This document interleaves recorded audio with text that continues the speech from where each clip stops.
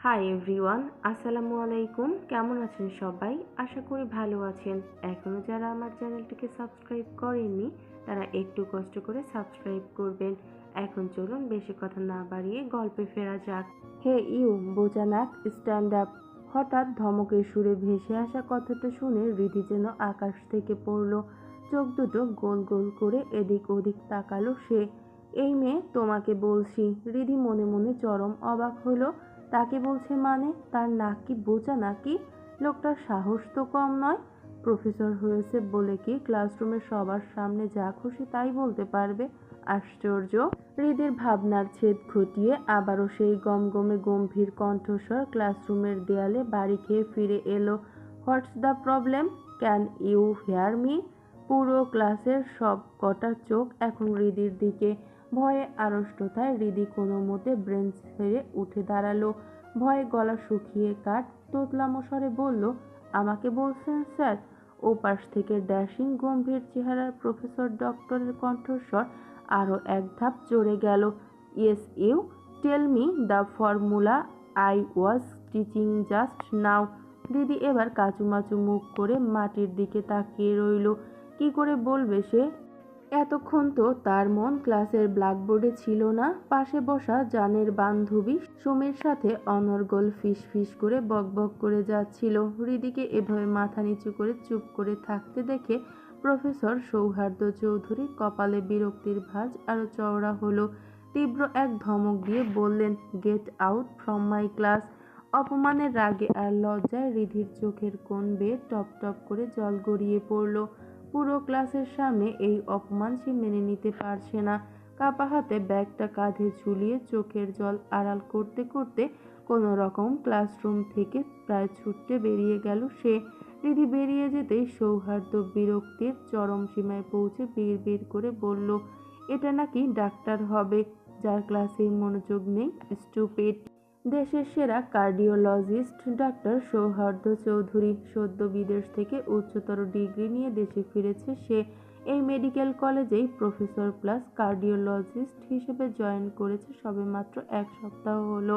সৌহার্দ্য দেখতে যেমন সুদর্শন তেমনি লম্বা চওড়া গঠন।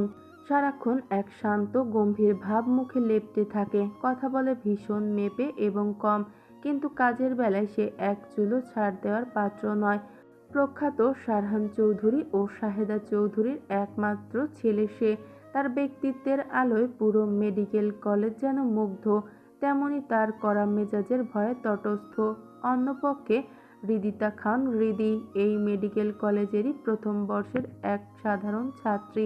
গায়ের রং শ্যামবর্ণ হলেও কি হবে, চোখে মুখে এক অদ্ভুত মায়াবী টান আছে। উচ্চতায় কিছুটা খাটো বলে দেখতে ঠিক যেন একটা ছোট্ট মিষ্টি পুতুলের মতো। বাইরে থেকে হৃদিকে চঞ্চল মনে হলেও তার জীবনের পেছনের গল্পটা ভীষণ বেদনার। মাত্র 15 বছর বয়সে এক দুর্ঘটনায় বাবা মাকে হারিয়ে এতিম হয়ে যায় সে। আশ্রয়হীন হওয়ার উপক্রম হলে বাবার এক পরম বন্ধুর ছেলের সাথে তড়িঘড়ি করে তার বিয়ে দেয়া হয়, কিন্তু নিয়তির নিষ্ঠুর পরিহাসে সেই নামমাত্র স্বামী বিয়ের পরপরই হৃদির মুখের দিকে একবারও না তাকিয়ে পাড়ি জমায় বিদেশে। গত 4টে বছর কেটে গেছে। নামমাত্র শ্বশুর বাড়িতে পড়ে আছে হৃদি, কিন্তু যে মানুষটার নামে কবুল করেছে সে মানুষটা এই দীর্ঘ 4 বছরে সে একটিবারের জন্য হৃদির কোনো খোঁজ খবর নেয়নি। স্বামীহীন একাকিত্ব আর অবহেলা বুকে চেপে হৃদির স্বপ্ন দেখছে ডাক্তার হবার, কিন্তু আজকের দিনের শুরুটা যে তার জীবনের চাকা কোন দিকে ঘুরিয়ে দেবে তা বোধ হয় হৃদি এখনো অজানা। দৌড়তে দৌড়তে এসে কলেজের মাঠে এক কোণায় জুবুথুবু হয়ে বসে পড়ল হৃদি। বুকের ভেতরে দলা পাকিয়ে আসা কান্নাটা আর চেপে রাখতে পারল না সে। দুহাতে মুখ ঢেকে ফুপিয়ে কেঁদে উঠল। পরক্ষণেই সুমি হন্তদন্ত হয়ে ছুটে এসে হৃদিকে জড়িয়ে ধরল, ব্যাকুল গলায় বলল, আরে বোকা, কাঁদছিস কেন এভাবে? ওই বেয়াদব প্রফেসরটা তো এমনি আস্ত একটা খবিশ। তুই তো কাল প্রথম দিন আসিসনি, আসলে দেখতি কি হম্বিতম্বিটাই না দেখালো। সায়েম আর পৃথাকে তো কান ধরে দাঁড় করিয়ে রেখেছিল ক্লাসের মধ্যে। ভয়ে আজ ওরা কলেজে আসেনি। তোকে তো শুধু ক্লাস থেকে বের করে দিয়েছে। এত ভেঙে পড়ার কি আছে? হৃদি কোনো উত্তর দিল না। ওড়নার কোনা দিয়ে চোখের পানিটা মুছে টলমলে পায়ে উঠে দাঁড়ালো। সুমির দিকে তাকিয়ে একটা ম্লান হাসার চেষ্টা করে বলল, আমি যাই রে সুমি, আজ বাড়িতে অনেক কাজ ফেলে এসেছি, দেরি হলে ছোট মা খুব বকাবকি করবে।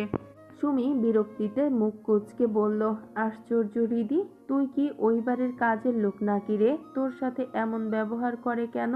কেন তোর শ্বশুর শাশুড়ি কিছু বলে না? একটা দীর্ঘশ্বাস বাতাসে মিলিয়ে গেল হৃদির। আকাশের দিকে তাকিয়ে বলল, ওনাদের কোনো দোষ নেই রে সুমি, ওনারা অনেক ভালো মানুষ, ওনাদের জন্যই আজ আমি এইটুকু পড়াশোনা করার সুযোগ পেয়েছি। কিন্তু যৌথ পরিবারে থাকতে হলে তো অনেক কিছুই মেনে নিতে হয়। কি অদ্ভুত কপাল দেখ আমার, যার সাথে বিয়ে হয়েছে তার চেহারাটা পর্যন্ত কোনোদিন চোখে দেখিনি, অথচ দিনরাত শ্বশুরবাড়িতে শুনতে হয় বাড়ির বউয়ের নাকি এমন হতে হয় তেমন হতে হয়। একেই বলে পোড়া কপাল।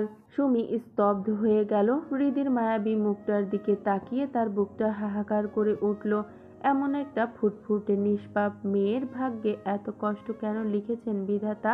সুমির মাঝে মাঝে ইচ্ছে করে হৃদির ওই পলাতক জামাইটাকে খুঁজে বের করে কষে কয়েকটা থাপ্পড় মারতে, কিন্তু ভাবনার মাঝেই হৃদি তাকে বিদায় জানিয়ে চলে গেল।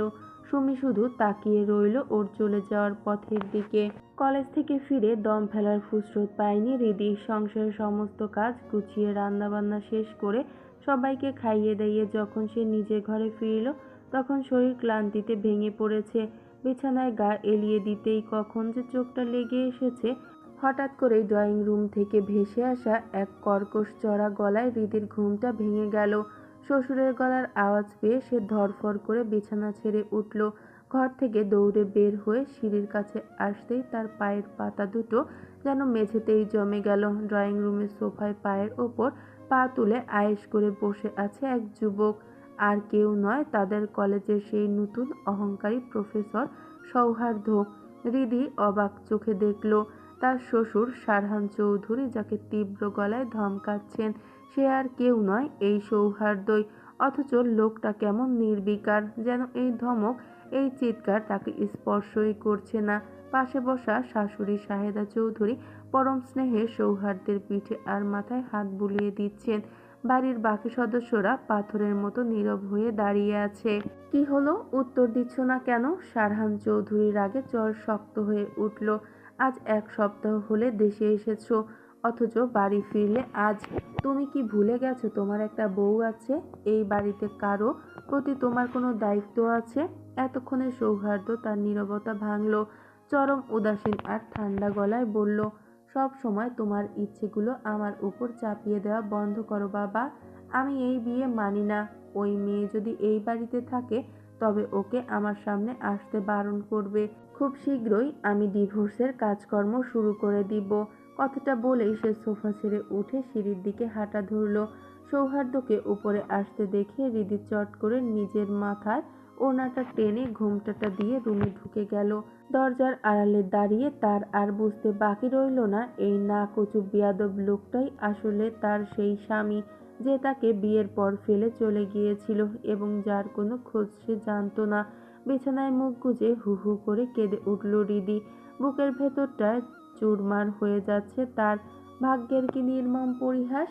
কলেজে যার কাছে অপমানিত হলো সেই তার জীবনের অর্ধাঙ্গিনী হওয়ার দাবিদার। হৃদি খুব ভালো করে বুঝে গেল এই কঠিন হৃদয়ের মানুষটা তাকে কোনোদিনও নিজের করে নেবে না। পরদিন ভোর 5টা। প্রতিদিনের অভ্যাস মতো হৃদি খুব ভোরে উঠে নামাজ শেষ করলো। সবার জন্য সকালের নাস্তা তৈরি করে সে ছাদে গেল গাছে পানি দিতে। ভোরের স্নিগ্ধ আলোয় গাছে পানি দিতে দিতে হঠাৎ তার চোখ পড়ল ছাদের এক কোণে। কেউ একজন খালি গায়ে পুশ আপ করছে। ঘামে ভেজা চওড়া পিঠ আর পেশিবহুল শরীরটার দিকে ভালো করে লক্ষ্য করতেই হৃদি চিনতে দেরি হলো না। ব্যক্তিটি আর কেউ নয়, সৌহার্দ্য। হৃদি ভয়ে ও সংকোচে তাড়াহুড়ো করে নিজের মাথার ঘোমটাটা আরো টেনে নিল কোনো রকমে সেখান থেকে পালিয়ে যাওয়ার জন্য। যেই না পা বাড়িয়েছে অমনি পেছন থেকে ভেসে আসলো এক গম্ভীর গমগমে কণ্ঠস্বর, হেই ঘুমটাওয়ালি দেড় ব্যাটারি, দাঁড়াও। হেই ঘুমটাওয়ালি দেড় ব্যাটারি। গমগমে পুরুষালী কণ্ঠে আচমকা আওয়াজটা কানে আসতেই হৃদির পা দুটো যেন মেঝেতেই লেপ্টে গেল। বুকটা ধক করে উঠল, থমকে দাঁড়িয়ে পড়ল। সৌহার্দ্য এক পা করে এগিয়ে এসে রিধির মুখোমুখি দাঁড়ালো, তবে বজায় রাখলো কিছুটা দূরত্ব। কপাল কুঁচকে তীক্ষ্ণ চোখে রিধির আপাতমস্তক দেখে কিছুটা তাচ্ছিল্য স্বরে বলল, সার্ভেন্ট। ঘোমটার নিচে রিধির ঠোঁটের কোণে একটা বিষাদময় ব্যথাতুর হাসি ফুটে উঠল। নিজের বিবাহিত জীবনে প্রথমবার নিজের বৈধ স্বামীর মুখ থেকে পাওয়া প্রথম উপাধিটা তবে কাজের লোক। বুকটা এক পলকের জন্য চাবুকের মতন কেঁপে উঠলেও সে নিজেকে সামলে নিল। এই প্রথম স্বামীর বাড়িতে স্বামীর মুখ থেকে কিছু তো শুনল, তাতে খুশি হওয়া উচিত নাকি ভাগ্যের দোষ দিয়ে কাঁদা উচিত তা রিধি বুঝতে পারল না। সে নিস্পৃহ নিঃশব্দে দাঁড়িয়ে রইল। নিজের প্রশ্নের কোনো উত্তর না পেয়ে সৌহার্দ্য বিরক্তি আরও এক ধাপ বাড়ল। বেশ কিছুক্ষণ কপাল কুঁচকে তাকিয়ে থেকে সে খিটখিটে গলায় বলল, hey girl, don't you know how to talk? Riddhi একটা শব্দ উচ্চারণ করল না। অহেতুক কথা বাড়িয়ে লাভ নেই, আর সে এই লোকের সাথে কথা বলতেই চায় না। তাই সে যখন চলে যেতে উদ্যত হলো, সৌহার্দ্য পেছন থেকে আবার ডেকে উঠল, হেই ঘুমটাওয়ালিদের ব্যাটারি, এক কাপ কফি নিয়ে এসো, উইদাউট সুগার। রিধি পেছন দিকে না তাকিয়েই দুদিকে মাথা নেড়ে সায় দিয়ে দ্রুত পায়ে হাঁটা দিল, আর সৌহার্দ্য ওর যাওয়ার পথের দিকে তাকিয়ে রইল গম্ভীর একজোড়া কুচকুচে ভ্রু নিয়ে। মেয়েটার আচরণে কেমন যেন একটা অদ্ভুত রহস্য আছে। নিচে নামতেই ডাইনিং রুমের দিকে থেকে রিমা চৌধুরী চিৎকার ভেসে এলো। রিধিকে দেখেই তিনি খেকিয়ে উঠলেন, বাহ রে নবাবজাদি, আজকে দেখছি সাপের 5 পা দেখেছো। তার জামাই তো গোনেও না, 80 মাত্রই ডিভোর্সের কাগজ ধরায় দিচ্ছে, তবুও এত তেল কেমনে আসে? রিমা চৌধুরী হলেন সারহান চৌধুরীর ছোট ভাই, সারবান চৌধুরীর স্ত্রী। ভীষণ খিটখিটে আর কুটিল স্বভাবের এই মহিলা। শুরু থেকেই রিধি তাকে দু চোখে সহ্য করতে পারে না।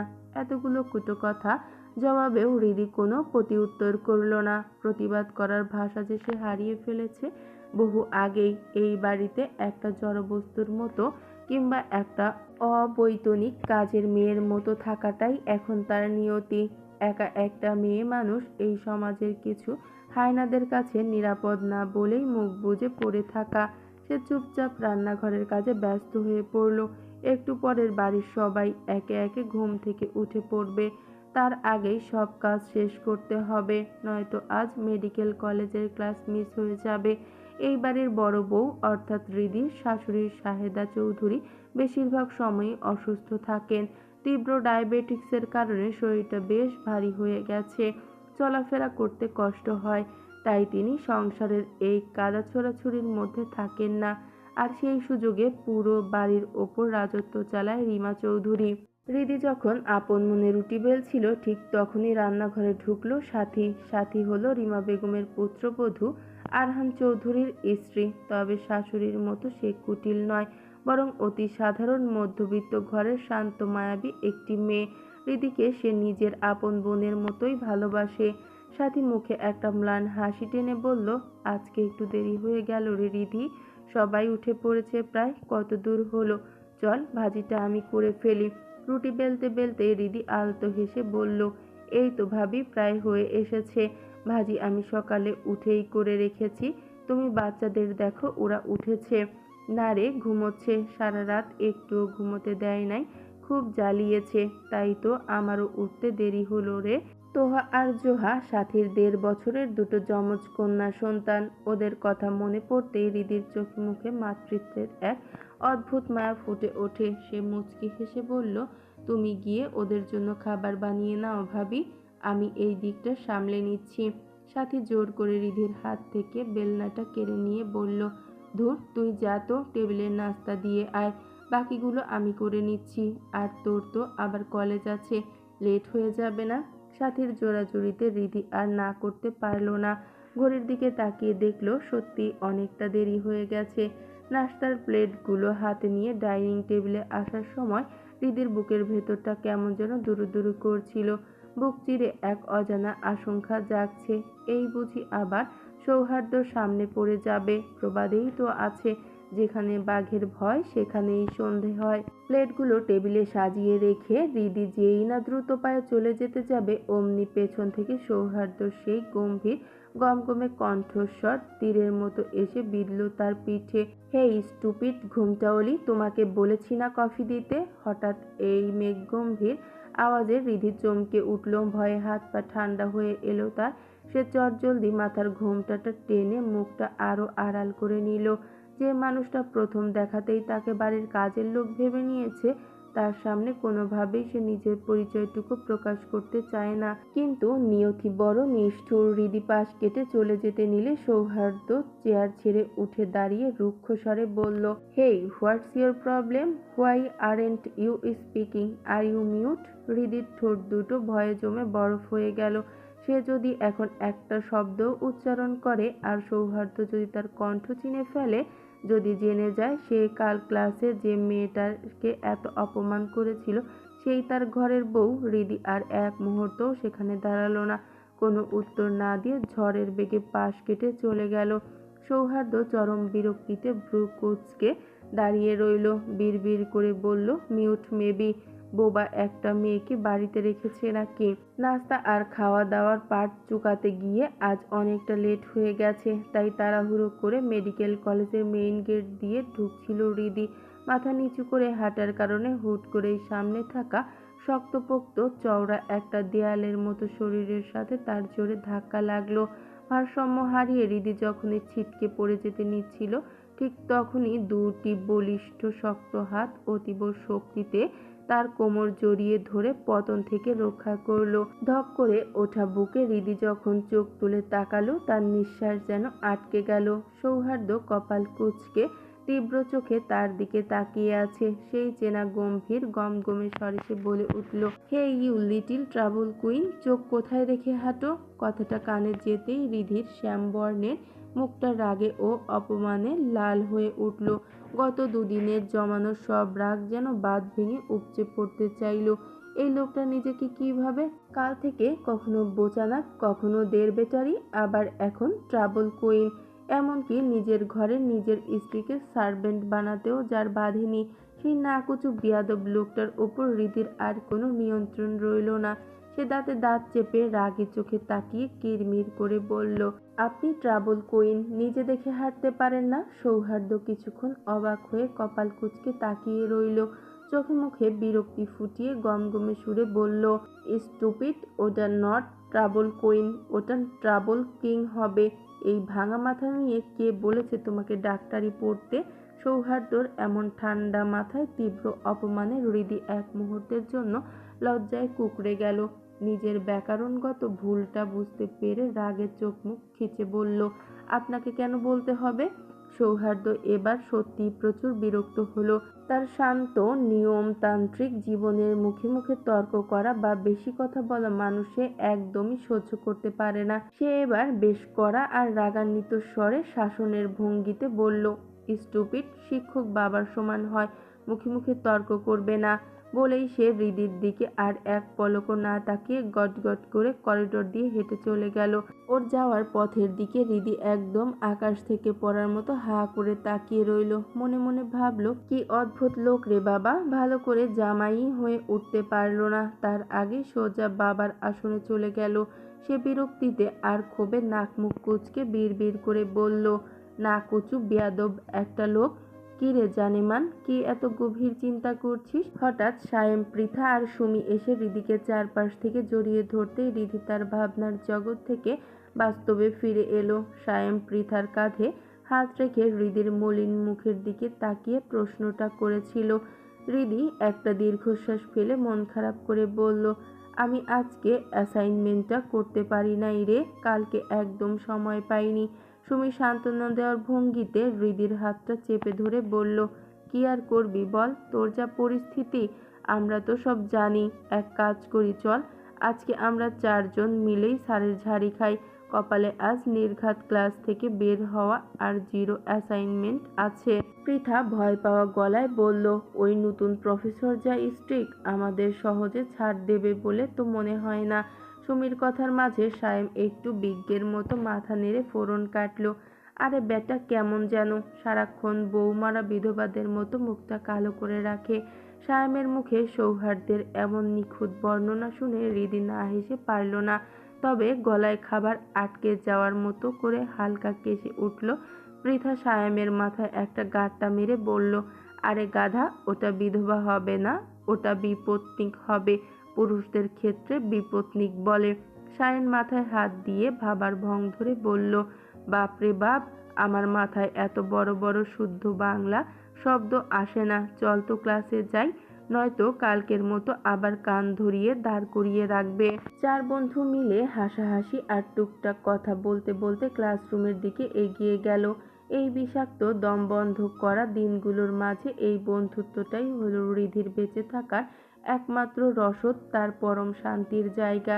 নিজের ব্যক্তিগত চেম্বারে বসে সৌহার্দ্য বেশ মনোযোগ দিয়ে একজন ক্রিটিক্যাল রোগীর কেস ফাইল স্টাডি করছিল। ঠিক তখনই দরজার ওপাশ থেকে একটা অতীব পরিচিত চঞ্চল কণ্ঠস্বর ভেসে এলো, আসবো ব্রো?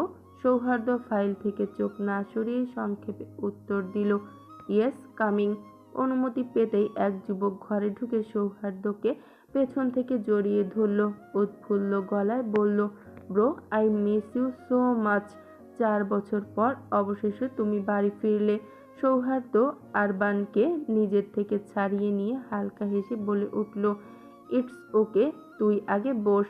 আরবান ভাইয়ের সামনের চেয়ারটা টেনে বসতে বসতে বলল, এই যে তুমি 1 সপ্তাহ ধরে বাড়ি আসোনি, এটা নিয়ে বড় আব্বু কিন্তু অনেক রাগারাগি করেছে। শারবান চৌধুরীর ছোট ছেলে আরবান চৌধুরী, সেও একই মেডিকেল কলেজে ইন্টার্ন ডাক্তার হিসেবে কর্মরত।